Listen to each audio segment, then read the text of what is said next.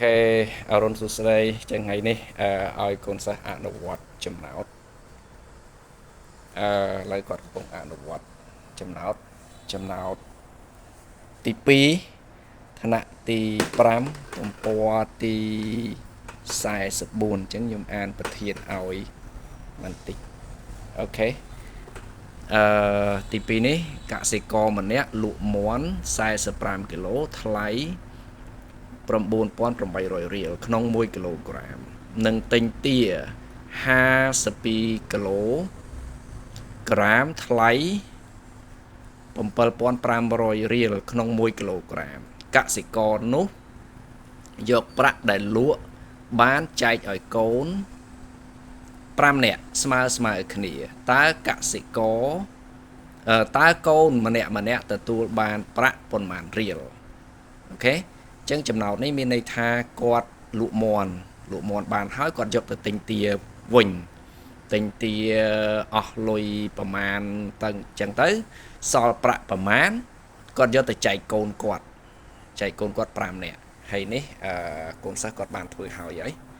ប្រមាណវិធីគាត់ធ្វើលើក្តារខៀនហើយខ្ញុំបានឆែកមើលត្រឹមត្រូវអស់ហើយនេះជាលេខដែលមានគ្នៀបមានវងកញ្ចក់បែបនេះអញ្ចឹងចម្លើយនេះគឺត្រឹមត្រូវអស់ហើយធ្វើតាមលំដាប់លំដោយយើងមានគុណហើយយើងត្រូវយកទៅដកហើយយើងយកទៅចែកគឺធ្វើបែបនេះអញ្ចឹងបន្ទាប់ពីធ្វើរួចហើយគាត់ត្រូវកត់ចូលនៅក្នុងសៀវភៅរបស់គាត់ដោយធ្វើប្រមាណវិធីមានធ្វើប្រមាណវិធីហើយនឹងឆ្លើយថាតាមរបៀបធ្វើចំណោទដើម្បីងាយស្រួលនៅពេលដែលទៅសាលាវិញគាត់ចូលកងទៅហើយគ្រូដាក់ចំណោទមកគាត់អាចធ្វើបានគាត់មើលតាមគំរូដែលគាត់បានធ្វើហ្នឹងហើយគ្រូគាត់បញ្យល់ពីសាលាមកថែមទៀតទៅអញ្ចឹងគាត់អាចធ្វើបានអូខេអញ្ចឹងវីដេអូនេះគឺតកតងជាមួយនឹងកូនសិស្សគាត់រៀននៅអេលីស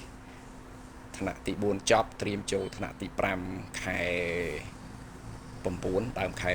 9នេះហើយយើងត្រូវរៀនត្រៀមបន្ថែមសម្រាប់មុខវិជ្ជាគណិតវិទ្យាដោយសារម៉ោងនេះគឺសម្រាប់គណិតវិទ្យាអញ្ចឹងយើងមានមុខវិជ្ជាច្រើនមានអង់គ្លេសមាន history មាន math ជាអង់គ្លេសហើយមានខ្មែរមានគណិតអូខេអញ្ចឹងបើបងប្អូនចង់រៀនចង់ឲ្យកូនរៀនគួរបន្ថែមនៅផ្ទះអាចតាក់ទងបានបាទអរគុណច្រើន